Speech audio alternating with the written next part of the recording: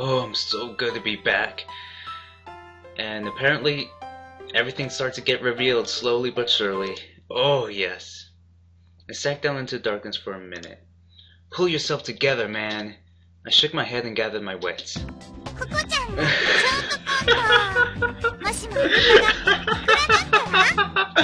Oh, Koko.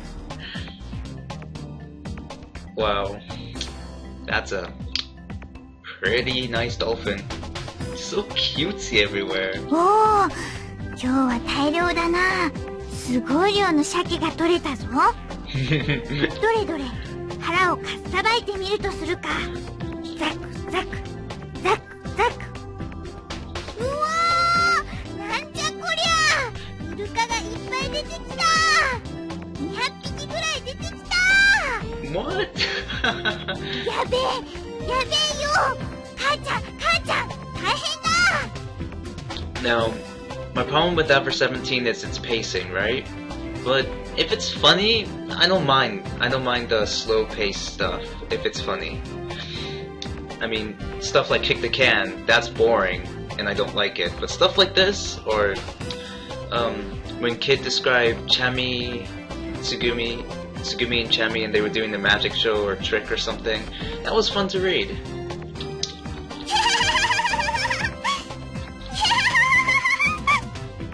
The reason I blacked out must have been Koko's microwaves. They got me. I still hadn't built up immunity to them. It was pretty rough. Why didn't I ever learn? Why was it that every time I wandered around, my feet kept taking me to her? It was strange. I wonder if she was drawing me to her. I wonder if she was drawing me to her with some mysterious frequency. Anyway, having finished breakfast, I wandered around Lemeu and got sucked into the souvenir shops. ココちゃんのショートコント。もしもイルカがご遺体だったら、しくしく、しくしく。どうも遠いところ、わざわざありがとうございます。この度はご愁傷様です。主人の顔、見てやっていただけますか？ Husband. ええ、では失礼して。パカパカ。うわー、なんじゃこりゃ。イルカが永眠してる。しかも仰向けだ。安らかな死に顔ですね。今にも起きてきそうだな。って言えねえ。だって顔わかんねえんだもん。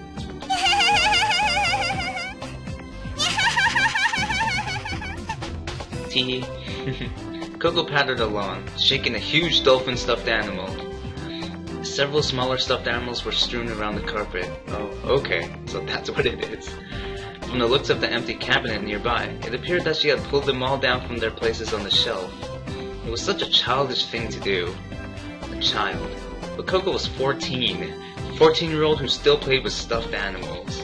I wonder if it was really alright to let her just grow up like that? But when I saw her innocent, laughing face, I didn't have the heart to scold her. I suppose she would probably be the happiest, just being the way she was. Koko continued to crack herself up, and I continued to watch. When her amusement died down a little, I called to her. Hey, Koko, where's Pippi? え、ピピ？ピピだったらその辺にいると思うけど。 Somewhere. I looked around the kiosk. Oh, Pippi. There. Pippi was gripping a stuffed animal's tail in his teeth, shaking it back and forth crazily. It was a stuffed lemur doll. He seemed completely engrossed in it. ところでタケピョンはそんなところで何やってるの？ What am I doing? Huh? You look so happy. Just watching you is making me happy. So I guess you can say that by watching you, I've slipped into a happy, stupid state. もしかしてタケピョンここに惚れちゃった？ What? 惚れちゃったんだろ、惚れちゃったんだろ。くにゃろ、くにゃろ。ちっしょ。やっべえ、告られた、告られた、告られちまった。Koko. 恥ずかしい、照れる。やだやだ、もうどうしよう、どうしよう。 Koko balled up her fist and started popping the dolphin's belly with brutal right hooks, punch after punch again and again, until the cotton batting started to come out. ほいじゃ、礼と言ってはなんだけど、ココの新作のコメッチョ聞かせてあげようか。No, that's okay. どうして？遠慮しなくてもいいのに。Oh, believe me, I'm not being. ココちゃんのアメリカンジョーク。看護婦と医者。Ignoring my pleas, Koko launched into her joke. It was very long. It was not funny. It was so bad, in fact, that I couldn't even muster a polite chuckle. Now I'm going to inflict it on you. It went like this. A nurse named Kate was desperately in love with Robert, a doctor who worked at the same hospital. Robert was crazy about Kate as well. Kate stood on the left side of the room and Robert stood on the right. Kate slipped out of her white uniform and hung it on the closet door. Robert stripped his uniform off in a bit of a hurry and slippantly dropped it on the floor. Kate lowered her panties, Robert threw off his boxers. Kate's body was lovely and supple and Robert was lean and muscled. Kate put on the silk pajamas she had bought for the occasion. Still naked, Robert turned off the light. Standing on the left of the bed, Kate turned slowly to the right. On the right of the bed, Robert turned easily to the left. They jumped onto the bed and slept. Oh, by the way, Kate was sleeping in the night duty room and Robert was sleeping in his room at home. Hey, what's with the face? Ha, I bet you were imagining something dirty, weren't you? That was the punchline. Oh.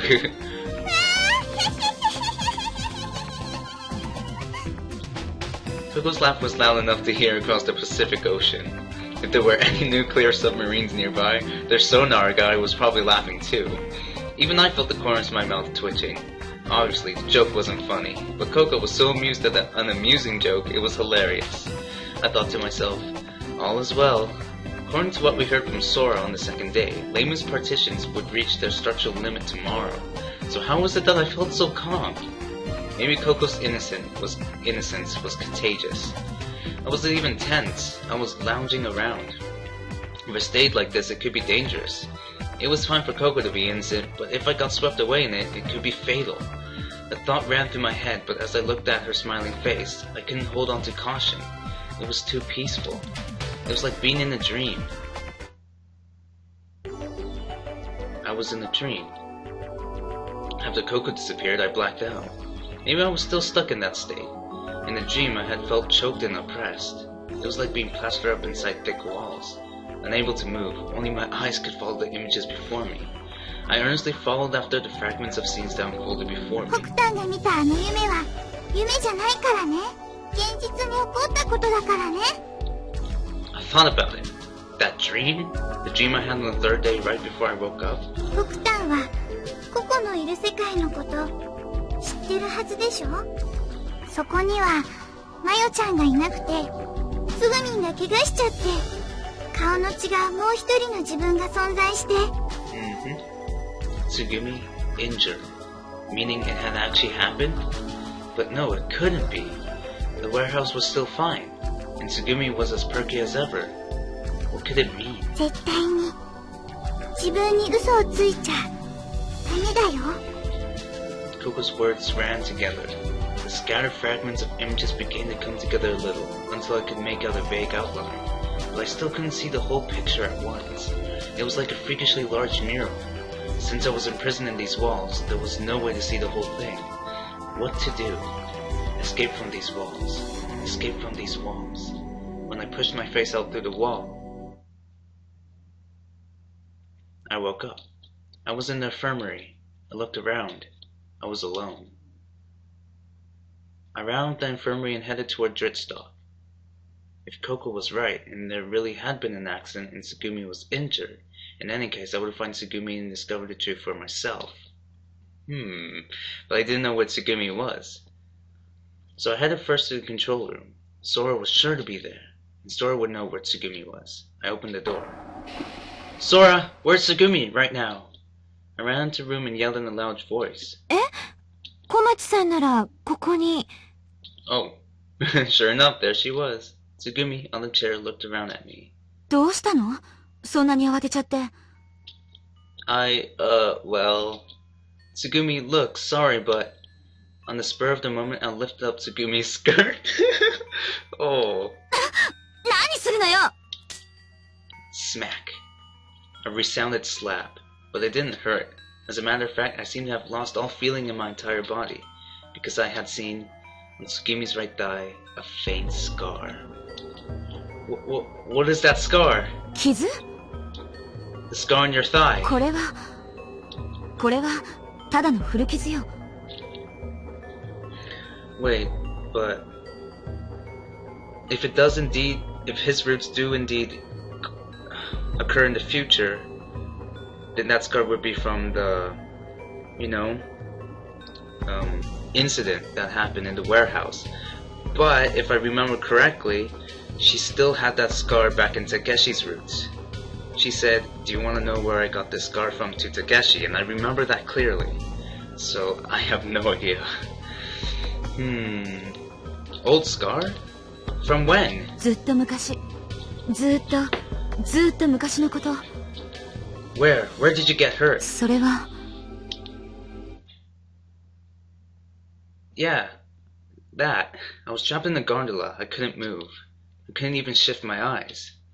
Past the skirt I was holding, I could see the white of her panties, the smooth curve of her thigh, her smooth silky skin, the scar.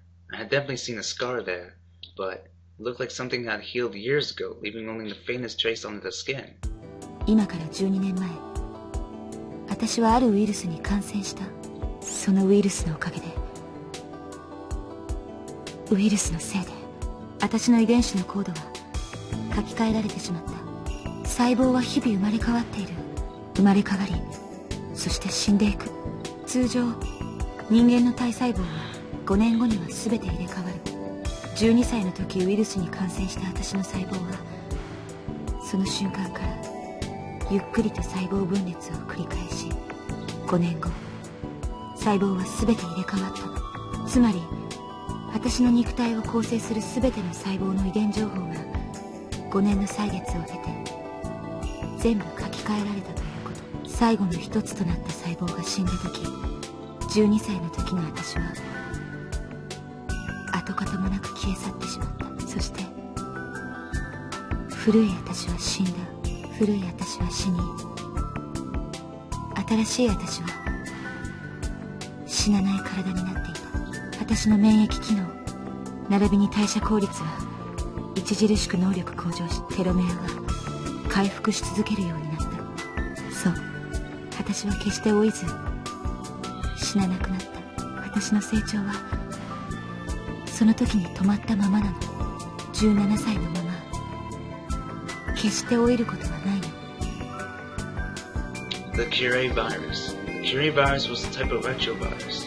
Like many retroviruses, the Curie virus was not contagious across species. When people simply say the Curie virus, they are actually referring to the human version of the virus. There are variants, such as the monkey-specific Curie, the rat-specific Curie, but from here on out, we'll only be referring to the human strain. Retroviruses turn their host RNA into DNA by doing reverse transcriptase and then re-inject the DNA into the host's genes. This means they can directly rewrite the host's blueprint. Infected cells, which go on processing proteins as usual, then unwittingly reproduce the virus. At the same time, the cells with the rewritten DNA go on to divide and multiply, spreading throughout the body like cancer cells. Normally, when cancer cells develop in the body repulses them with the p53 function located on the 17th chromosome. p53 creates certain enzymes and proteins, and when there has been damage done to your gene, it stops replication or causes apoptosis, natural cell death, and works to repair the damaged DNA, thus earning its name, the anti-cancer gene. The Curie virus mutates the p53 gene as well, rendering it useless. Thus the Curie-infected cells can spread throughout the body uncontested. Then once all the DNA code is rewritten, the host literally becomes a new species. A new species, we'll just call it the Curie species here. The Curie species body is endowed with the following unique characteristics. 1. Self-regeneration of the telomeres. 2. Great improvement in self-healing. Telomeres are the base sequence located at either end of a chromosome and generally become shorter with every replication. After a certain number of divisions, the telomere gets so short that the cell can no longer divide. So telomeres are like the bus tickets of cell division. Once you spend them, they're gone. Not the Curie species. This new body produces an enzyme called telomerase, which allows unlimited recycling of the bus tickets that normally would already been spent. This allows for almost endless cell division to continue, thereby eliminating aging and weakening. Having said all that, this is not a particularly unusual phenomenon. It happens every day in normal reproductive cells, and even in most cancer cells, there is rarely a shortage of the telomeres. In that sense, it is not impossible to say that the Curie virus turns every cell in the body cancerous. On the other hand, there is no similarly tangible mechanism yet in place for dealing with the process of self-healing. But the metabolism is activated and the rate of cell generation is greatly increased. And it is believed that this is what so dramatically shortens the time required to heal after an illness or injury. Actually, there is one more distinguishing characteristic of the Curie species, which is oh my god. Because in its production it lost the faculties of P53, Curie species possess a constitution extremely vulnerable to ultraviolet rays. There is one more, which is infrared vision, the thing that both the kid and Sarah have. So, I suggested that Takeshi might have been a father, right? Because of the... oh my god. Well, it's pretty obvious that Tsugumi would be the mother. Oh my god. Wow. Is that true? Takeshi's the father, but he just doesn't know it, and Tsugumi is the mother of both Sarah and the kid?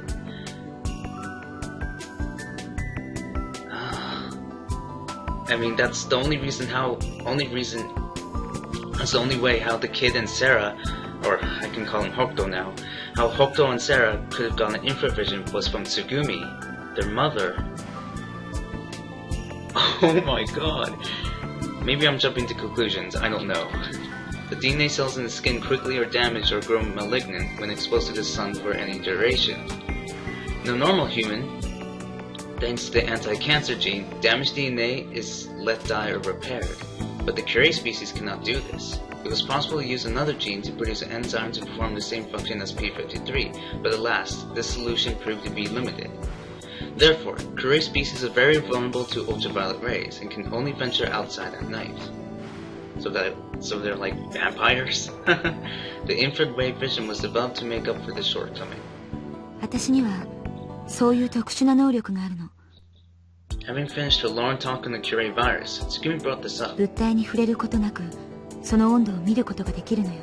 赤外線視力、インフラビジョンとも言うらしいけど。 So on the second day, when you stood in front of the power generation room and knew that it was too hot, that was because of your infrared vision? ええ。 How about that? Infravision. Interesting. 疑わないの？ She tilted her head like she was surprised. 信用するの？私のタワゴ。 Well, it's an unbelievable story. Viruses, DNA, bodies that won't die. It's crazy. I can't believe it, but I don't doubt it. If you say so, it must be true. So I guess I have to believe it. The instant I said that, my body was being pulled. It wasn't a brutally strong force, but I couldn't resist. It was a natural, flowing movement. On the white gondola, Tsugumi's body was covering mine. I could feel her breath. I could feel her pulse. I could feel her heat. A fragrant smell wafted from her neck. The smell of musk. A sweet smell. 嘘でしょ？ She smiled coldly and gazed at me. 簡単に信じるなんて。そんなこと言わないでよ。 You think it's irresponsible? ええ、無責任。すごく。なぜ信じられるの？何の根拠があるっていうの？ None. I have absolutely no basis. ほら、やっぱり。 Raising an eyebrow, she put her hand on my neck. いい加減にしなさいよ。 She gave me a look that turned my spine to ice, but her hands were trembling. Her coldness was contrived. Calm down, Tsugumi. I spoke slowly, breathing deliberately. First of all, do you really need a reason to trust people?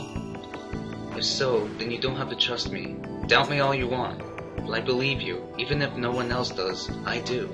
I accept the truth. そんなこと、できるはずない。But I can.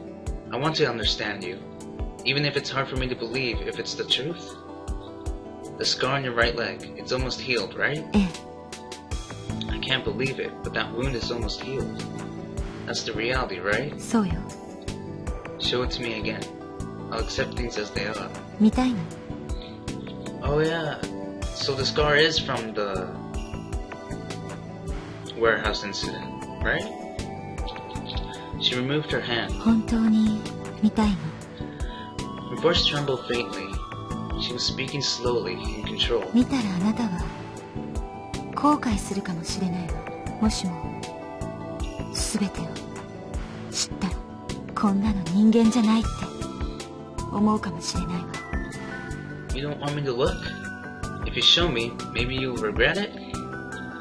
The fact that you're not answering, was that a stupid question? If you don't answer, I'm going to look whether you want me to or not.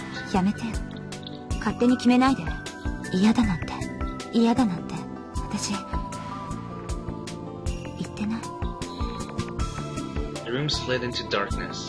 だったら見て、目をそらさないで。見て、全部たけしにだけは全部見せてあげるから。 I heard the sound of unfastening. In the darkness of the gondola, in the faint moonlight, the deep sea shined blue. Flowing up in the darkness, it was a wound, once etched deeply but now healed to almost nothing. I had to squint to see. I might have not known, but I've had to gently run my fingers over them. Scars. All over her body, minutely etched countless scars. Tsugumi's shoulders shook with her weeping. She cried silently. I grasped her shoulders. I pulled her to me furiously. Tears swept the floor. Tsugumi cried in my arms, on my breast, like a child. I wanted Tsugumi, and she wanted me. She accepted all of me, and I accepted all of her. We overlapped until we became one. My head rested neatly on Tsugumi's legs. She was sitting on her heels. I felt the lovely softness of her flesh on the back of my head. The gondola had circled the floor many times and was now moving again through the darkness. What's that? Chami? I looked above to see Tsugumi holding something in her hand. Oh no, she was clicking what looked like a pen. I think I heard the same sound in front of the generator room. 赤外線レーザーの照射装置。She smiled quietly and muttered, What? これがあると何かと便利なの。私みたいな特殊能力の持ち主ならね。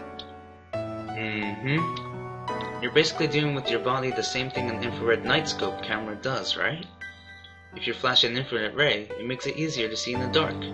And since normal people can't see the infrared ray, it just looks dark. But if you have infrared vision, you can see as clearly as you can at the high noon. Tsugumi nodded. そうよ。どんな暗闇でも大丈夫なの。Tsugumi giggled as she covered up her bare chest. When she laughed, it jiggled me too. Right about the time that it stopped. ねえ、たけし、ちょっと起きて。I sat up as ordered. いい？今から3つ数えるから、その間、目つぶったらダメよ。Huh? 3、2、1。There was a sound. What did you just do? I blinked. 焼き付けたの。あなたをね、焼き付けたのよ。Burned? うん。あなたの姿をしっかりと焼き付けたの。ここと、She pointed out her chest. それから、ここに、ね。Oh my god. Holy crap. It was Takeshi. I couldn't see it because of the shadow of her hand. She was holding something. Something besides the laser. In the darkness, I heard the sound of a thin chain. I didn't know what it was. What do you mean by here? Tell me. 内緒。All she would give me was a mischievous smile. That's Takeshi! That's the other Takeshi. Oh my god! I was right! Oh! So that means... Oh. Wow. Wow. Oh wow. So, what I said earlier, that Takeshi might be a father, it really wasn't that far-fetched. Though I'm not sure, I'm not completely sure, but I'm positive. No, okay. I thought back to the image in Sarah's hologram pendant. That means the image in the pendant was of a different Takeshi Kurenari. And Tsugumi has infrared vision, like Sarah and me. Which means, both Sarah and my parents were... どうしたの? Oh my gosh!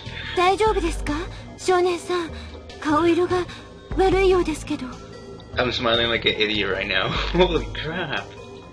I shook my head and shivered as I stepped slowly backwards. My back bumped against the wall. It can't be. Eh? No, no, no! I let out a cry that was almost a scream. Swinging around, I opened the door and ran out of the control room. I wanted to get as far away as I could. I wanted to find a place where no one could find me. I pounded up the emergency stairs. I ran forward in the dark haze. I ran as if I could escape the fear that threatened to overwhelm me. Further and further away, but in this confined space there was nowhere I could run away to. Eventually I reached the end of the corridor. And I ended up in front of the jellyfish gondola. There was no way past the closed flood doors. I stood in front of the decorated arch. The gondola had to be somewhere beyond the gates, which were veiled in darkness. In the gondola, Tsugumi and the real Takeshi.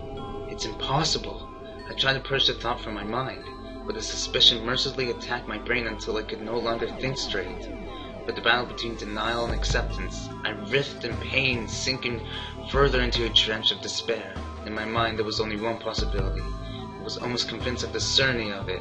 On the other hand, I hated the possibility so much that I wanted with all my heart to reject it. I put my hand on my chest, breathing in deeply, and I tried to calm my thoughts. If it was true that Tsugumi had infrared vision, and if the incident I witnessed in the jellyfish gondola really did happen, the Takeshi and Tsugumi who had existed in the other world would be Sarah's and my parents. No, it can't be! I'm pretty sure that's the same Tsugumi, but the other Takeshi... Sorry kid, but he's dead. Well, I'm not sure, but I'm pretty sure he's dead. Or he couldn't... Well... This is Koko's route, right? So it has to be Koko's route in the past. Right? Yeah. So we're not sure if he died in the past. I was once again overwhelmed by feelings of denial. Sarah and I were 16. If Tsugumi had given birth to us when it would have been 16 years ago... Huh? I suddenly felt as if I had been hit by lightning. My head was filled with a blinding light. Suddenly kicking off the floor, I broke into a run. It was 2017 now, so 16 years ago would have been 2001. The world I had seen was 2000. Wait a minute, what if this year wasn't 2017? I knew it. I knew it! I opened the door of the security office and stumbled into the room. As I suspected, I found you there. You! Breathing heavily, I approached you. 何を突然? どうしたの? なんかあったの? This year. What year is it? Huh? Just answer me. You blinked slowly, her mouth half open. Well? I glared at you and pressed her for an answer. A little overwhelmed by my enthusiasm, you seemed a bit disconcerted. 今は西暦で言うと2034年だけど 2034.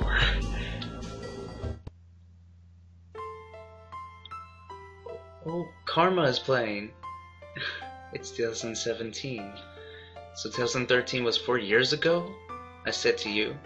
You and I were alone in the security office. All of a sudden you had asked me to come see her, and I started talking about what had happened in 2013. I swear, this song makes me cry. It's so sad. No, I probably had seen it coming. Just before she had spoken to me, you had hinted indirectly that she had changed her mind and needed someone to confide in. Her expression was so solemn, like a nun about to seek redemption. Her used eyes were empty of emotion. and at the same time her gaze showed an unconditional compassion, impartial, demanding nothing, asking nothing. After a short while, そう、今から4年前。これは私がまだ14歳だった頃の話。you begin quietly to tell her story. Yubasai Harukana had a serious heart condition. She hadn't been born with it. In 2013, when she was 14, she suddenly had fallen ill. One day, Yu had suddenly collapsed. She was examined at the hospital and the doctor told her, "This is very hard for me to tell you, so I want you to please listen calmly. You have a very serious heart condition. It's unclear whether you will even make it to the end of high school." Ooh, that's sad. This meant that she only had 3 or 4 more years to live. Oh. Transplant was out of the question, and even with treatment, she would only suffer and they couldn't guarantee her a cure. There was no way left for her to survive. She had received a death sentence. But medical treatment is advancing daily. In a few years, we may still find a cure. So don't give up. You have to fight this illness. With the darkness hollow consolation, emptiness took over her mind. 2014. Her fear of her approaching death was growing. One day, while she was at the hospital, she met a gentleman. Through the course of their meetings, she and the gentleman came to trust one another and became very close. It was a close relationship, like the bond between a parent and a child, between a father and a daughter. Yubasai Harukana had grown up without knowing a father's warmth. Perhaps she was seeking from him the love from the father she had never known. As for the gentleman, he had a daughter close to her age. When he found out about Yu's illness, he felt as much sympathy as he would have for his own daughter. They were close like a parent and a child, joined by a strong feeling like love. Having built up a trust, Yubasai Harukana one day confessed her fear, her despair and agony to him. With a serious look on his face, the gentleman said, "Come to my lab." His name was Shigezu Morino. Dr. Morino was a world authority in genetic engineering. In November of that year, after making up her mind, Yubasai Harukana visited the doctor's lab. There are 3 types of immortality. The first is immortality of the body. The second is immortality of the memory. Third is genetic immortality. How would you like to try the third kind? The doctor presented this extraordinary plan to her with the calmness of a scientist, his tone matter of fact. Your heart problem was acquired after birth rather than being something you were born with. So if you choose the third option, you don't have to worry about passing a condition onto your children. There is nothing for you to worry about. Ever since being told that she would die, she had been terrified at the approaching shadow of death. Not a night would go by that she didn't rail against her misfortune, all the while clawing at her chest in agony. She had given up on life and was no more than an empty shell. But this day, she was suddenly able to see a glimmer of hope. The doctor's words convinced her and her way of thinking gradually changed. If I only have a few more years to live, I at least want to leave something of myself behind in this world. Her tenacity for life defied imagination. She finally made the decision. She chose the third option. 1 month later, December 2014, Yubasai Harukana had a nucleus from one of her own cells implanted in her own ovaries, which then began to grow in her womb. Of course, Dr. Morino performed the surgery. She was pregnant with her new self. Oh, so Yu herself gave birth to her clone, and not somebody else. Well, I guess that's kind of obvious, but... I was right about that too, her new self. Yubasai Harukana safely gave birth. あなたは私の子供。あなたは私の妹。Gave birth to her sister. I get it now.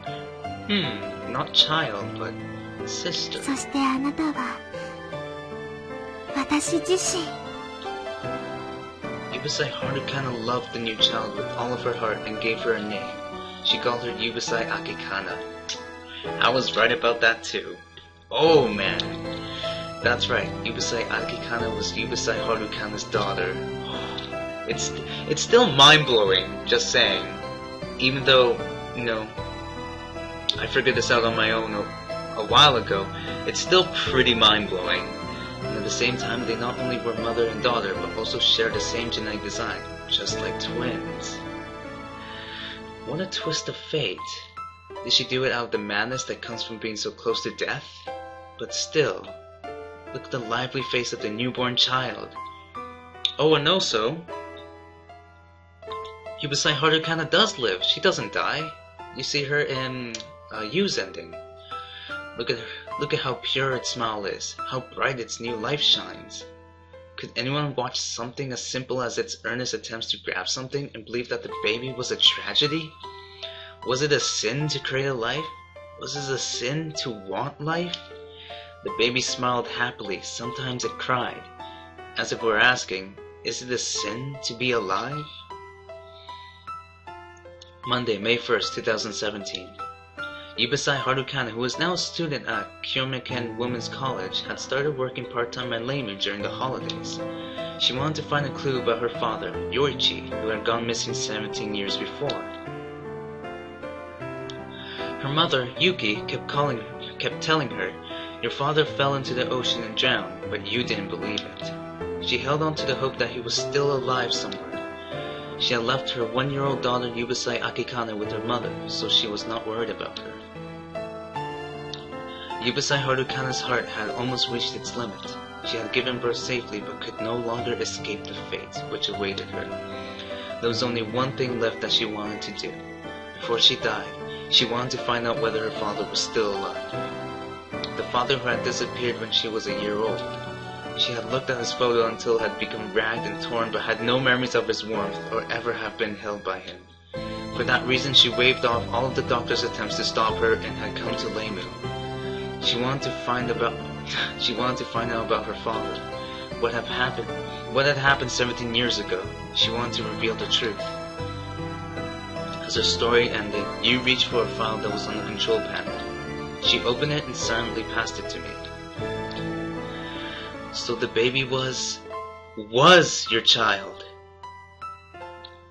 Which means you were lying to me. 嘘じゃないよ。この子は確かに私の娘。でも娘であると同時に双子の妹でもあるの。That's still just weird. Your child is your child, but also your twin sister. そして彼女はもう一人の私自身でもあるのよ。I didn't know what to say. これが私の犯した罪。決して許されることのない永遠の宿業。だけど前にも言ったように後悔はしてないんだ。あの子を産んでよかったと思ってる。新しい命が芽生えたあの瞬間を私は決して忘れない。それは福音の訪れた瞬間だった。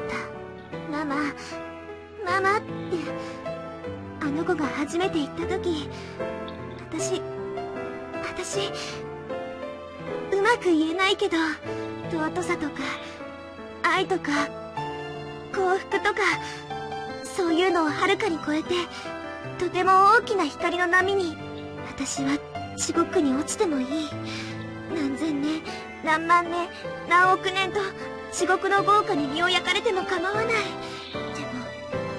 絶対にあの子だけはどんなことがあっても守りたいと思った。苦しませたくなかった。あの子の笑顔はとても愛おしくて、小さな手のひらは可愛くて、あの子は私の全てだから、かけがえのない存在だから、あの子には罪はないの。この世に存在するありとあらゆる生命と同じように、あの子は祝福されて生まれてきたのよ。同時にあの子を産み落とした瞬間、私は死んだの。私はもうこの世界にいないも同然。I feel happy for you, but... なぜなら私はあの子に命を私の存在のすべてを捧げたのだから。You show me the photograph again. The baby in the picture was reaching out, trying to grab something. はーい。もしもーし。聞こえてるか？ Yubasai Akikana. You grabbed my shoulders and shook me. ねえ、一体どうしちゃったって言うのよ、少年。まさか、今年が西暦何年かってことまで忘れちゃってたわけ？ Her words made no impression on me. What on earth? My mouth was dry and the palm of my clenched fist was drenched with sweat. First of all, I began to think things through. The you that I knew, the you standing in front of me, Yubi Akikana, was born on the 22nd of September 2015. Oh, so this year, Her mother was Yubasai Harukana. That meant this was now 2034, 17 years after Yubasai Harukana's time in 2017. No, but wait, what about the date on that mail? If it had been received on 02/07/19, my voice came out strangled. It's 2034 now. Yuki died 15 years ago, which would have been in 2019, but the date on that says 02/07/19. ああ、それ？そんなこと気にしてたんだ。You left. まあ、勘違いするのも無理はないか。メールに書いてあった受信日時は、ドイツ式の表記を使ってるの。だから、年、月、日じゃなくって、月、日、年の順番で表されるんだ。So are you telling me that wasn't July 19th, 2002? It was February 7th, 2019? That's actually pretty smart. You nodded. 他にご質問は？ I shook my head weakly and trudged out of the security office. I figured out the relationship between you and her mother, but wondered whether I should tell her. No, it's probably better that I don't. That's better for you in the long run. But first, I had to take care of my own problems. It was somewhere I had to go. もう何よ。いきなりこんなとこに連れてきて、どうするつもり？ I wanted to talk to you guys alone. 話したいこと？ Tsugumi was silent. She seemed to be afraid of something. Tsugumi perhaps already sensed what I was going to say. Her eyes gazed around widely. それって重要なことなの？ Yes, very. It's something I don't want the others to hear. Wait, I don't mind if they hear it, but I want you and Tsugumi to know first. So that's why I asked you to come over here. で、その重要な話っていうのは？ Hadn't Sarah noticed anything? Her blank, unguarded expression. She had to have noticed something. The May 1st. After Sarah met Tsugumi for the first time, she had looked totally dazed. Surely Sarah had sensed something. To be standing there calmly, she had to be in denial. Reason was telling her that what she suspected couldn't be true. The coincidence of meeting her mother again was probably too much for Sarah to believe. ねえ、なんで黙ってるの？早く教えてよ。Oh, okay. Sarah urged me to get to the point. Tsugumi said nothing, but her breathing seemed a little rough. Sarah, could you lend me your pendant and lighter for a moment? いいけど。She took them out of her pocket and gave them to me. Shik! I struck a flame, illuminating the pendant. Takeshi. This was the real Takeshi Kurenari. Wait. Huh? So, the one Takeshi we see is actually the clone one. I was wrong about that? We weren't playing as the clone Takeshi?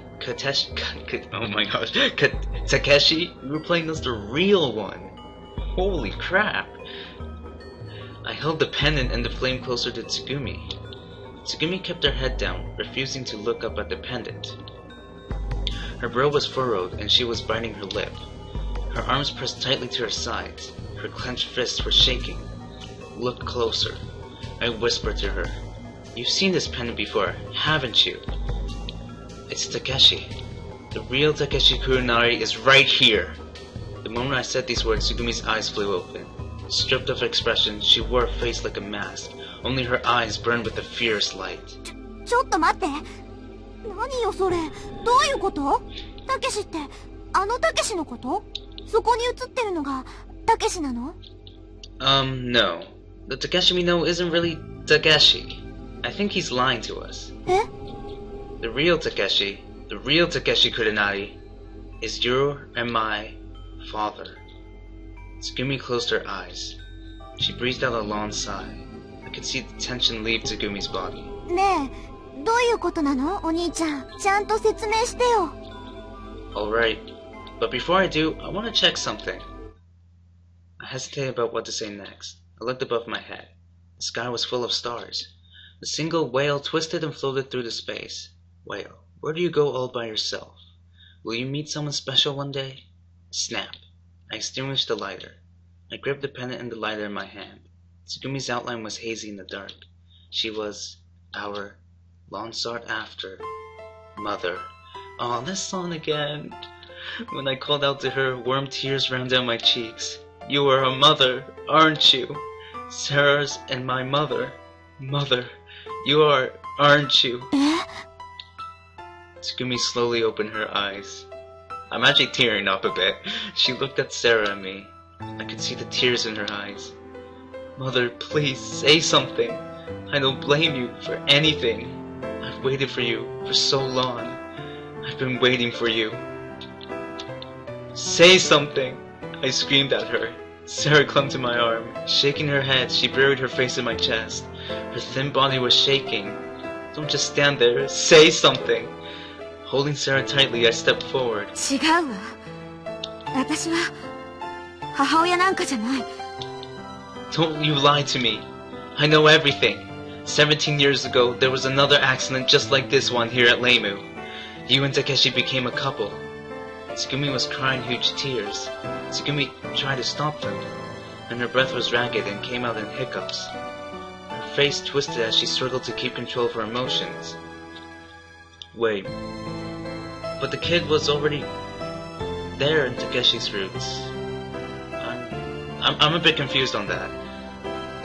Yeah, they're the mother. Okay, I have no idea. I have no idea who's a clone or not. I have no idea. I am confused. Who's the real kid? Oh, my head. Okay. Tears welled in her eyes and rolled down her cheeks. ええ。そうよ。確かにそう。私はあなたたちを産んだ。でも私にはお母さんなんて呼ばれる資格はないのよ。あなたたちにはもう本当の母親がいるでしょ。優しいお母さんがいるでしょ。私はあなたたちを守れなかったの。捨てたも同然なのよ。置き去りにして見捨てたの。ひどいでしょ。許せないでしょ。だから私は母親なんかじゃないのよ。つぐみ。お母さんなんて呼ばないで。お願いお願い。だから。Tsugumi put her head in her hands and sobbed. At that moment... Mama? Mama?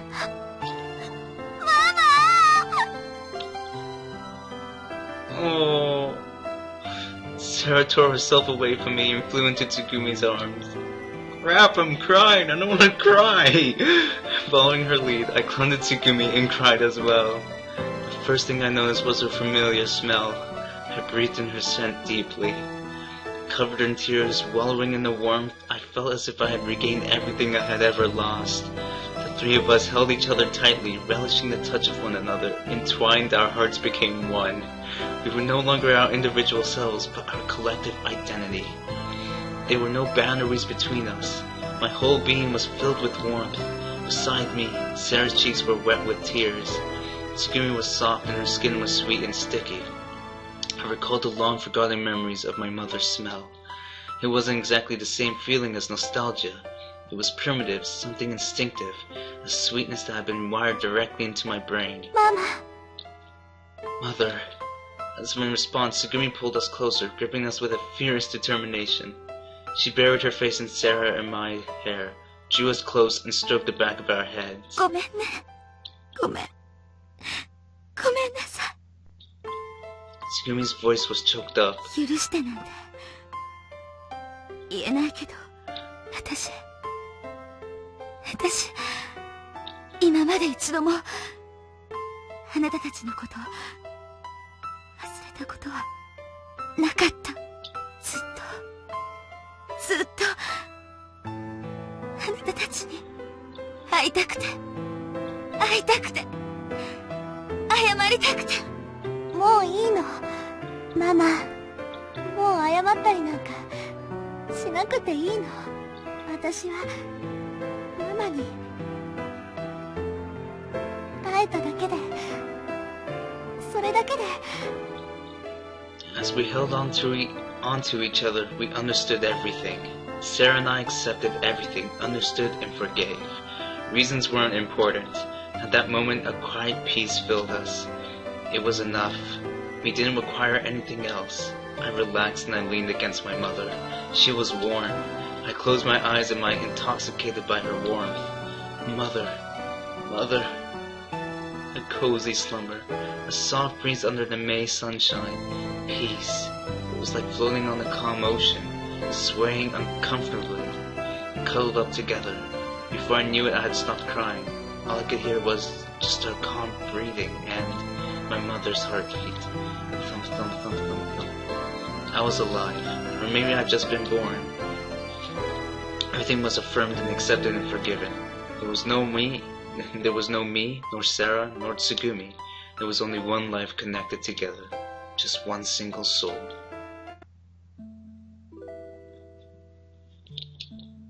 The men from the Lieblich were waiting for Tsugumi when she got to the floating island. Tsugumi, a carrier of the Curie virus. To them she was a valuable sample.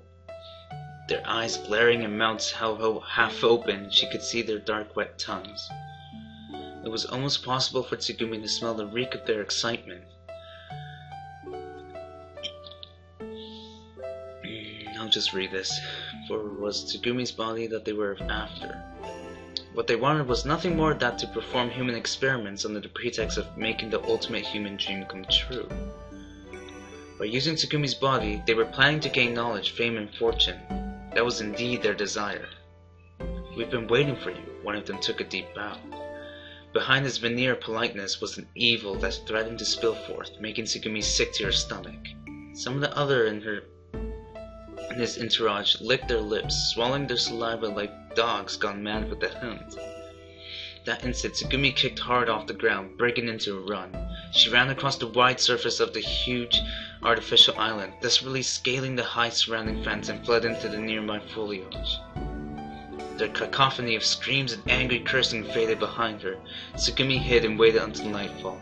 She held a single hamster. Oh, Chami! At night, a supply-carrying vessel slipped out of the floating island's port. Tsugumi had stowed away on the vessel, hiding herself among her cargo. She was headed to the mainland. From that moment on, Tsugumi's life was consumed with one thought: how to escape from them. Although she wasn't a criminal, she avoided people, preferring to hide in the darkness, all the while threatened by ominous feelings of being hunted. So maybe that's why she was so cold. Nothing changed after she safely made it to the land. Every few weeks she moved from a town to a different town, wandering in darkness. She slept under bridges, under backstreet eaves, pipes pouring into the ocean, and even in public restrooms. Oh, Tsugumi. It was an endless cycle of running. She never had a second's peace. She couldn't turn to the police. She had no place to live. Her identity was uncertain, and her age and appearance didn't match. The police would only doubt her. Information regarding Tsugumi had spread through the National Police Network. It was only a matter of time before Lieblich would find her. Lieblich's influence even extended to national politics. There was nothing here for Tsugumi to do but continue to hide back in alleys. She hated Lieblich. They had destroyed everything Tsugumi had cared about and made her life a living hell. What's more, they had taken away the love of her life, Takeshi Kurenai. She wanted to get revenge on Lieblich with every fiber of her being. Ah, that's why Takeshi died. Or because Lieblich killed him on purpose. Or Yeah, Tsugumi came to hate this world, and her heart became even more hardened to it. 2 months had passed. It was summertime. All of a sudden she began feeling sick. She knew she had stopped menstruating, but she didn't want to think about the possibility. She went to visit an illegal doctor who was well known in the back streets. Tsugumi was pregnant. She was sure it was Takeshi's baby. She'd never been with anyone else. She was pregnant. At night, she went to the deserted coastal area of a small nearby town. There was nothing but printing factories and abandoned houses. Unsure if it was a river or the ocean, she sat on the boat dock, looking at a neon sign by the highway. She touched her stomach. She felt a sense of awe and joy at the fact that there was life growing in her stomach and that it was connected to her. The neon light glittered and flickered off of the water's surface. Tsugumi looked at the lights with her hands on her stomach. Realizing that Takeshi's babies were inside her, she couldn't stop crying. They might have only been an inch big at that time, but the survival of the 2 babies outstripped the needs of the mother's body that surrounded her.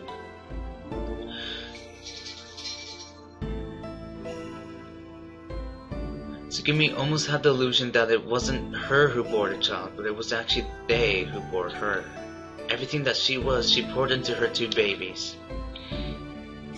She felt that she was part of the babies, not the other way around. It was then that Tsugumi decided to sacrifice everything for the 2 tiny lives. Love was a concept to her, but if love could be brought into physical form to her, it seemed there must be babies in her stomach. That was it. Love was growing in her stomach. Takeshi and Tsugumi's babies. Before long, the hatred she had felt towards everything had disappeared without a trace. For the first time, Tsugumi felt as though there was a higher power guiding her life. 7 months later, January 21st, 2018, Tsugumi was suddenly struck with contractions. When they came, the back alley doctor had gone somewhere. She visited a nearby clinic. She had no medical insurance, no identification. Most importantly, she had no money. When he found out that she couldn't pay, the doctor beat Tsugumi as though she were What? Oh! With nowhere else to go, the 2 babies were born in an old boat shack. An old woman was living there, but Tsugumi could not tell whether she lived there or was just sleeping there temporarily. It was this old woman who helped Tsugumi through the birth. Oh, how precious, so precious. You've done a fine job, dearie. The old lady repeated this many times as she gently rinsed the babies in a tin basin. The sweat-covered Tsugumi was laying down, with only a thin towel between her and the hardwood floor. Tsugumi's eyes gazed and focused out on a nearby window.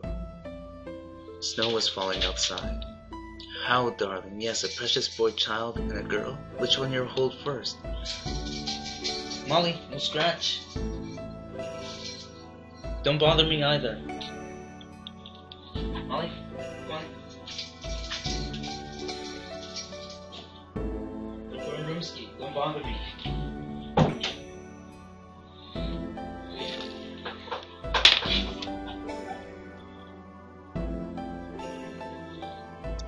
The legal doctor had told her, so she was expecting twins, but she never imagined that they would be fraternal. A bit surprised, she said, both at the same time. Wrapped in an old cloth, Tsugumi gently held them to her chest. Not to worry, my dearie. I boiled them cloth and the scissors that cut their cord in hot water good. I did. Thank you. Tsugumi thanked her. Thank you very much. She gave thanks for the 2 lives who had been born safely. Thank you. And these last words were directed toward the deep darkness beyond the window. The snow was falling. 2 babies pressed to Tsugumi's chest with eyes closed, let out small yawns. The Kirei virus. Soon after she had given birth, Tsugumi's thoughts were turned to the possibility. If they got infected by Kirei while they were inside of me, and if their DNA was altered just like me, Tsugumi visited the illegal doctor.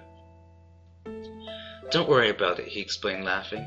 According to the taxonomic classification, a pure human would belong to the primates Anthropoida. Tsugumi, whose DNA information was altered by the Kirei virus, was not a pure human anymore, but rather a subspecies of it. Let's just call you subspecies Kirei for now. Now any kids who were born from Takeshi, the Homo sapiens, and Tsugumi, the Kirei, would technically be hybrids. Now, by the way, I guess I should tell you that the Kirei virus only affects pure humans, the Homo sapiens. So there's no way the Kirei virus possibly affect your 2 little hybrids here, there. While not much is known about the Curie virus, some of the unique functions scientists have discovered, such as regenerating telomeres and regenerative healing, are inherited recessively. For blood types, without exception, all children born from type AA father and type OO or 00 mother, for instance, can only be type AO with the type A predisposition. Why? Because type A factors are inherited dominantly, and type type O factors are inherited recessively. You'd have to have a mixture of either that. It can only be one of the above, meaning that both the parents gotta add the type O factor to the genetic milkshake. Same goes for the Curie virus. Any child born from pure-blooded sapiens and Curie will all be sapiens Curie and inherit the dominant physical traits of both. For them, rugrats to become full-blooded Curie. In any of those combinations, meaning that both parents have to be part or all Curie. And since these two little critters were born from a pure sapiens and pure Curie, they all have the same physical traits as a pure human and won't possess the Curie traits like perpetual youth. So you don't have nothing to worry about. Alright, the doctor held up the two babies Tsugumi had brought up and laughed again. Tsugumi didn't know his background. It was probable that he had been part of Leibniz laboratory staff in the past, since he knew so much about the Curie virus, but he didn't seem to be one of them. Tsugumi figured she could trust him. Tsugumi didn't ask him anything more, and he didn't demand to know about her either. A year after giving birth, it was winter again. Tsugumi had rented a tiny room and lived together with the two babies. Of course, Chami was there as well. It was quiet, rustic little coastal town. It wasn't a city or tourist town, no fishing or farming, nothing, just a dreary port town. During the day, Tsugumi worked for nothing at a sewing factory, while the baby stayed at a daycare center. She spent every day glued to her sewing machine from early morning to 4 p.m. and after that she would spend time with the babies. Her wages were very low and of course they were poor. She couldn't even afford disposable diapers. Tsugumi collected small scraps of cloth, leftovers from the factory, and sewed diapers and clothes for the babies. Despite the harsh living conditions, the babies were growing healthily. Their life was a peaceful one, and although they were poor, the poverty didn't threaten them. They were content. The three of them were always smiling. Mama, Mama, oh, Chami, Chami. They were already beginning to talk. The boy had started walking a few steps at a time. The girl was able to stand barely as she held on to things. The boy, it seemed, grew faster physically, and the girl grew faster intellectually. Ah, and so that's why Sarah is a computer genius. Tsugumi tenderly watched over the cute gestures. She was filled with happiness. Tsugumi had taken them to the beach. The boy ran around the sand, falling and getting back over and over. The girl was sitting by the water, putting her hands in the waves. She was giggling, saying, "Cold, so cold." So live. As long as you're alive, live. Don't worry. I'm not going to die. Those were Takeshi's last words to her. Oh, those were sad. It had been 2 years already. I'm not gonna die. After saying that, he sunk to the bottom of the ocean, protecting the woman he loved, protecting the children right in front of her. You fool, you're a liar, Tsugumi whispered to the ocean. At the same time, she still hadn't given up hope. No, he must be alive somewhere. He's a man of his word. Just then,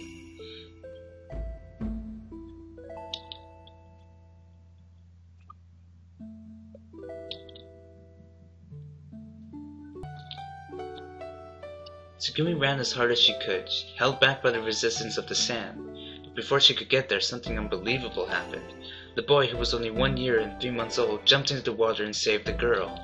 Hardly able to believe that she had seen, Tsugumi rushed toward them. She carried them to dry sand. The girl started crying. The boy, seemingly unaware of what had happened, looked at his sister crying. A few seconds later, he fell over as all his strength had left him. The night, both of them came down with a high fever.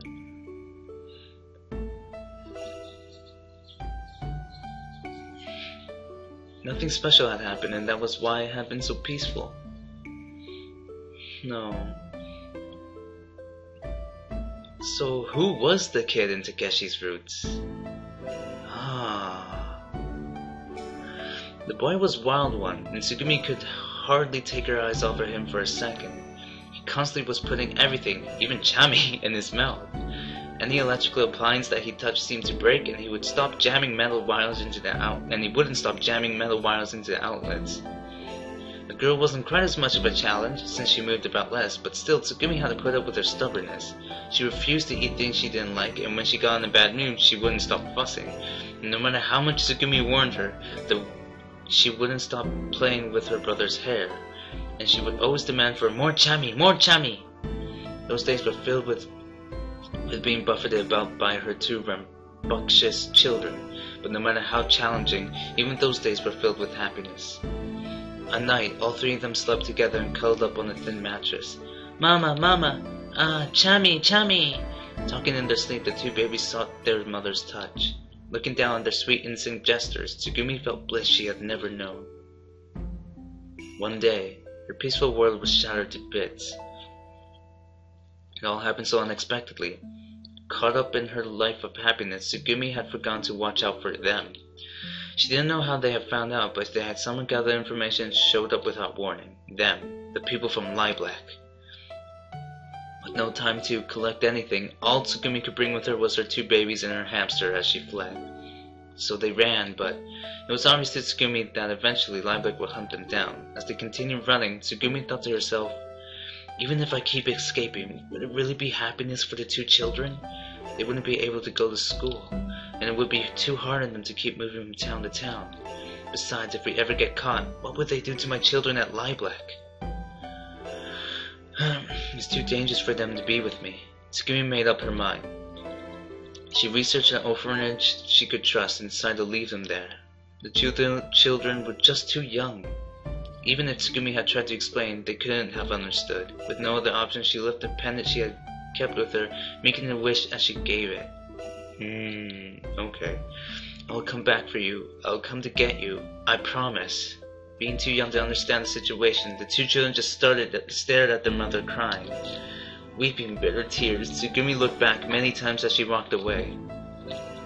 All she had now was chami.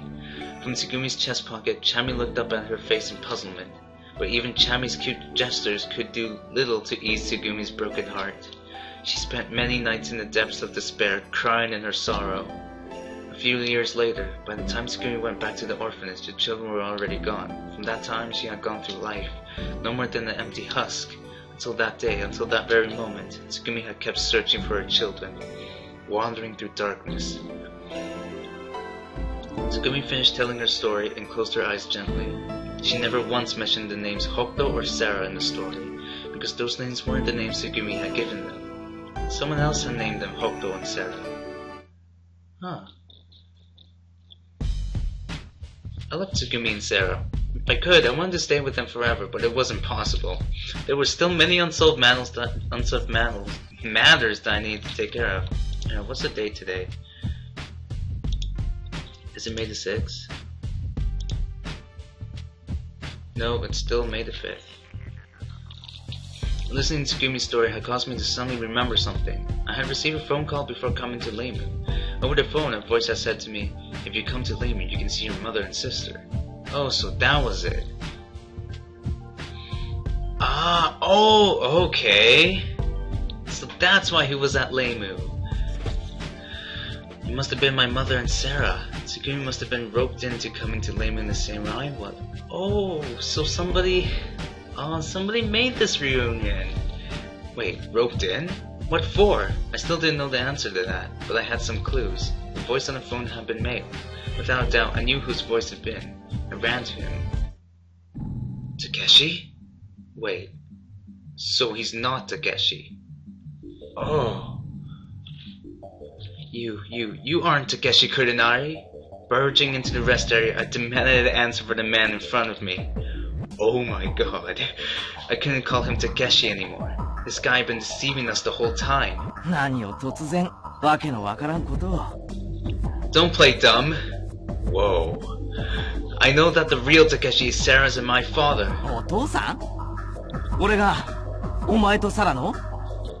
No, not you. Sarah and I are the children of Takeshi and Tsugumi.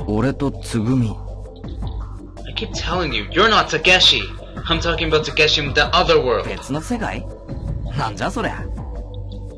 The world back in 2017. 2017年ね。お前が生まれたのはいつだったっけ？ On January 21st, 16 years ago. 西暦で言うと？ In 2018. なるほど。じゃあどうしてお前は2017年の世界のことなんか知ってるんだ？ He's being smart with me. I don't know, I just do. What do you expect me to do about it? Besides, we're not talking about me now. Who are you anyway? And why did you lie about the year 2017? Why are you pretending to be Takeshi Kurenari? What was the reason you tried to trick us by repeating the same incident as 17 years ago and by using the same words? Who? 騙すね。少年、よく考えてみろよ。俺がもしも仮に2017年の出来事を繰り返してるとしてもだ。2018年に生まれたお前のことを騙せるはずがないだろ。現実的に考えれば17年前と同じことが起きているとお前に信じ込ませることは不可能なんだよ。わかるか？それよりどうして同じ出来事だとわかる？どうして同じ言葉を言っているとわかる？どうしてお前は自分が生まれる前の歴史なんかを知ってるんだ？そろそろ正体を表したらどうなんだ？お前は一体何者なんだ？ Somehow I couldn't say a word. Who am I anyway? The same question was repeated in my mind. そうか。自分の話になると突然だんまりですか。わかったよ。だったらまずは俺の本当の名前を教えてやろう。そう。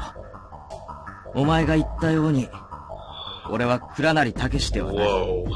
俺の本当の名前は鏑木良吾。鏑木良吾。思い出したんだ。Oh my god. Takeshi is actually the...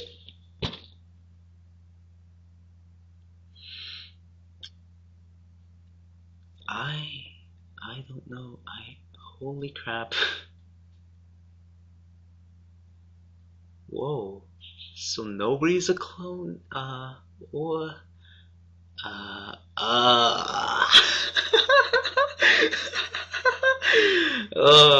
I've been wrong. I'm so glad I'm wrong with the whole clone thing because it's better be mind blown like this, you know? Oh my.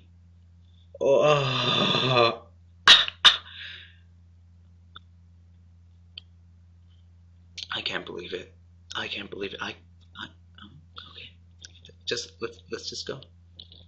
The kid repeated it slowly. くわ、古い木、涼しい剣。 Ryoko Kaburaki. So I see. Way to go. I smiled and patted his head. The young Kaburaki smiled shyly. Without a word, the young Kaburaki went behind the statue and started scratching. He had a screwdriver in his hand. Ryoko Kaburaki.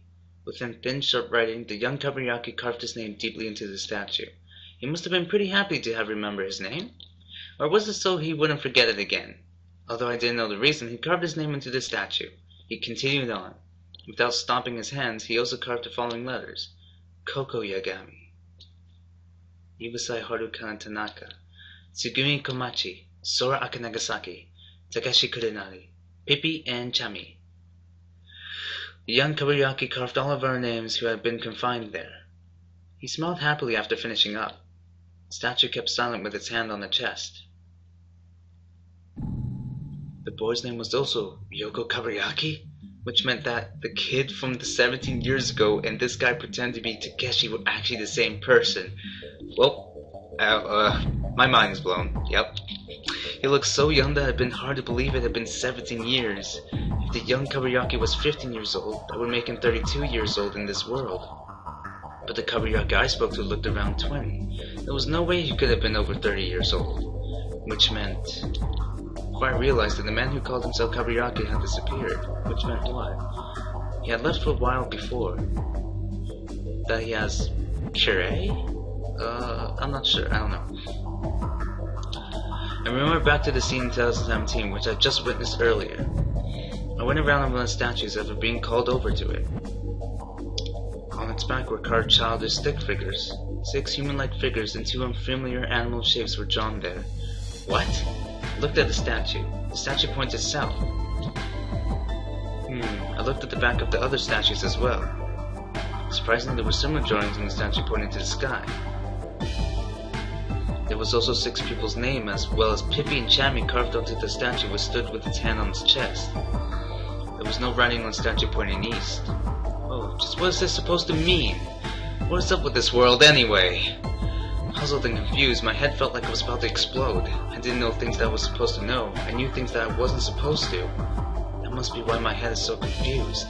I still haven't recalled any of my memories. Some parts of it had come back, but nothing really important. To begin with, I still didn't know what kind of person this Hokuto was. So wait, he's not? Oh, I don't know. And at the same time, I knew what I wasn't supposed to know, and I could see what I wasn't supposed to see. For instance, the world 17 years since they've passed. I put the Legend of Pygmalion, the Thief Blau virus, the Curie virus, Pippi and Chammy. I knew about all of them now. I knew exactly what had happened during the dramatic escape 17 years ago and what had happened on May 6 and 7. And the world in 2034. I could sense even a different history flows in this world. I knew about escaping using the principle of siphon and about swimming to the ocean surface from 104 feet under the water. The third eye, Blickwinkle, those words were clear in my head. And then, I remember running into Miss Tanaka on the floating island. Or maybe more precisely, I should say I could see it rather than remember it. Anyway, I saw her. The woman who was called Miss Tanaka, Yubusei Akikana's mother, meaning she was actually Yubusei Harukana. Yep, I was right about that. Although their relation defied the norm, still Yubusei Harukana and Yubusei Akikana were mother and daughter. Pieces of my thoughts scattered. I tried gathering them and struggled to come up with some kind of conclusion. It's 2034 now. And Koko was in 2007. Oh yeah, what about Koko? I was about to confirm the facts. Yes, that's right, it was 2034 now. That was why Tsugumi had been so suspicious of us. Because the same thing that had happened 17 years ago was repeating. Oh, so she didn't know. Oh, okay. How about the others? Since Yubusei Akikana had been 17 years ago, she couldn't possibly have known about the incident. And since Sarah had been born yet, she wouldn't know either. Sora being I couldn't lie, and she didn't seem to be lying either. So that only left Kaburaki. Does that mean Kaburaki was the mastermind behind this whole incident in 2034? No, wait. There had been 2 others that survived the incident 17 years ago. Yubusei Harukana and Koko. On May 6, 2017, Kaburaki, Yubusei Harukana, and Koko, who had been infected with the T-Flau virus, had been rescued by the Minisub, which came to the pool in IVF. Oh wait. How did the 3 of them recover from the virus after they'd been infected? Because of the injection of antibodies made from Tsugumi's blood? But Koko hadn't received the antibodies, because she had been under high-pressure oxygen treatment in the capsule pod at the time. Huh? No, even before that. Yubusei Harukana suffered from critical heart disease, right?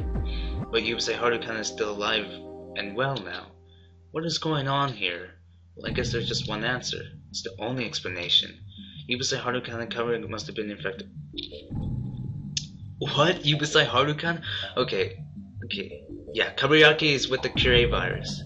But Yubusei Harukana? Really? Huh.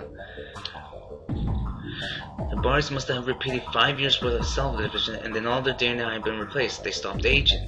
That must have been why they look younger than their real age. And Yubusei Harukana's heart disease would have been fixed by the Curie virus. Oh, that's why she's still alive. But still, is that really what happened? In a different history flow, Kaburaki couldn't see the image independent. If he wasn't lying or acting, he must not have possessed infrared vision. And although I didn't have proof, my instincts told me Yubusei Harukana didn't possess infrared vision either. Then again, in the world 2017, Tsugumi had mentioned she was special among carriers of the Curie virus. Perhaps she was a rare example of DNA replacement that had taken place safely over the whole body. That meant Yubusei Harukana and Kaburaki were not complete Curie then? It didn't seem to me that there would be any such thing as an incomplete Curie. It's no use. I can't figure it out. Ooh, whoa. Well, I still had far serious matters to deal with. I needed to think about this problem first. The problem was, How was I able to sense incidents that had taken place before I was born or in separate time continuum? And why is the same accident as 17 years earlier taking place again? It couldn't have been a coincidence. Obviously someone had planned it. There was only one clue. Koko. I wanted to see Koko. I felt that Koko would know everything there was to know about this incident. But how could I find Koko, who seemed just to pop up randomly? Oh, I know. I had a sudden inspiration. I had a hunch. At this hour on the 5th, oh yeah, she carved something. Koko will show up in the cosmic whale room. Oh, never mind. ねえねえ、クジラさん、クジラさん。今何時だ？午後9時だ。You better not have asked me to come all this way just to tell me that stupid joke. And it's only 8 a.m. in the morning. In the morning. That means I can stop. I mean, not that I want to stop. I mean, things just got... Huh? Wait, what? It's still May the 5th? 違うよ。ココ、タケピョンとデートし... The date? だってタケピョン、ココに告ったでしょ？だからタケピョンとココは恋人同士さんなわけで、恋人同士さんが愛を語らい合うのにうってつけの場所といったら、なんといっても定番なのは満天の星空の下。だから連れてきたんだよ。このクジラさんのとこに。というのはうっすぴょーん。タケピョンにはもうお嫁さんがいるんだもんね。Huh? てれんなてれんな。ココ、タケピョンのことならなんでも知ってるんだから。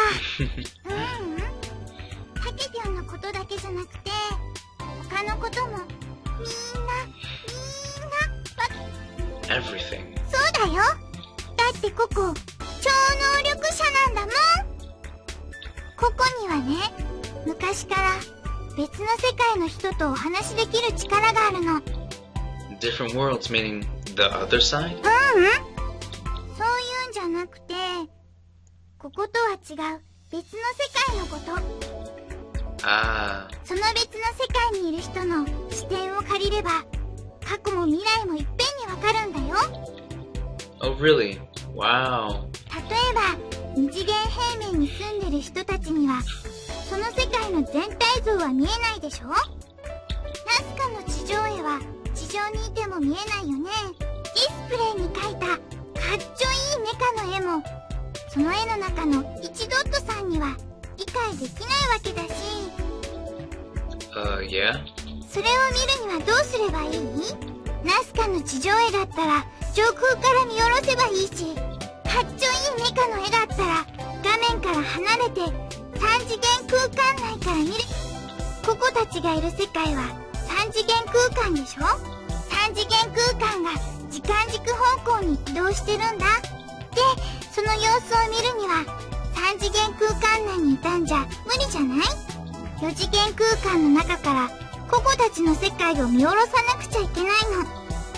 Come to think of it, didn't Sora mention something like this? でも、ココは人間だし、時間の流れから脱出することはできないし、だから、4次元空間の世界に住んでる人から視点を借りるんだ。So what you're trying to say is the people from the other side are really people from the fourth dimension. That's the dumbest thing I've ever... できるんだもん。できちゃうんだもん。実際にできちゃうんだから。しょうがないでしょ？ PM.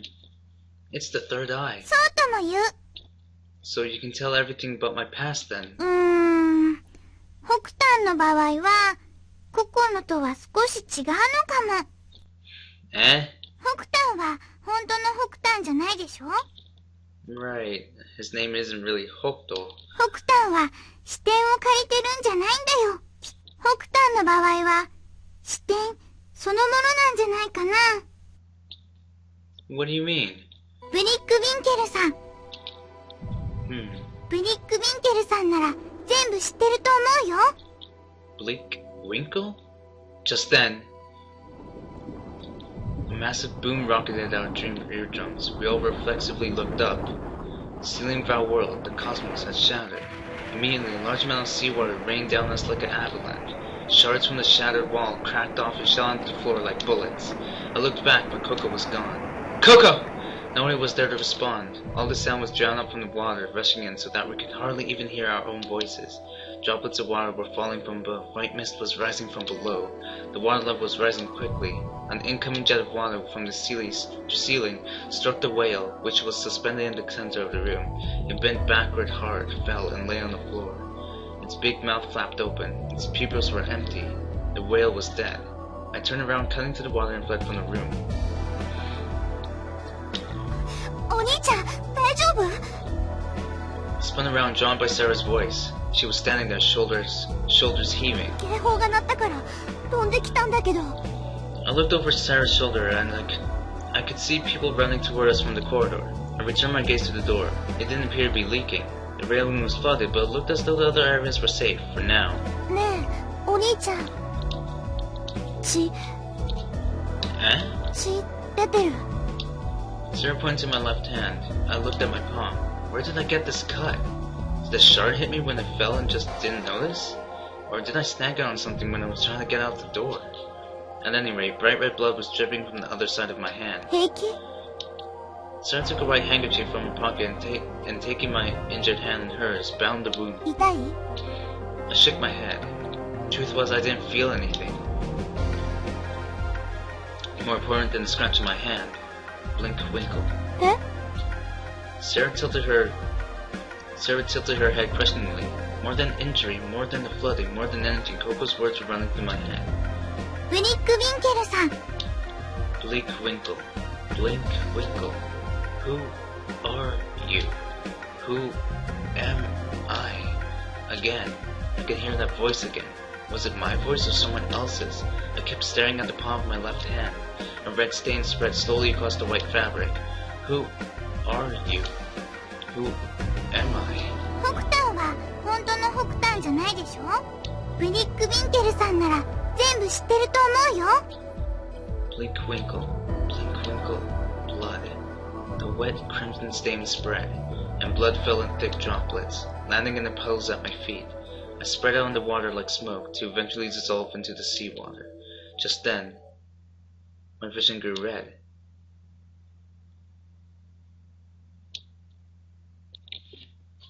And now I'll stop. Holy crap. Holy crap. Holy crap. Holy crap. That was... Ooish. Wow. Well, we learned a lot today. I was mind blown a bit. No, I was mind blown. Oh. Now I can't wait to finish this. I need to finish this, like, now. Oh, but that's all I have for now. Well, yeah, see you next time.